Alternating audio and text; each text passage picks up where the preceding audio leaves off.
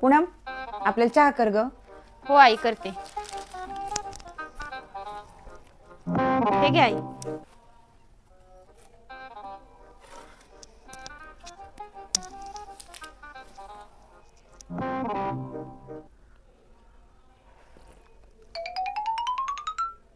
चहा जरा फिक्काच झालाय नाही. नाही गोड आहे. मला तर फिक्काच लागतोय. नाही बाई मला तर गोड लागतोय.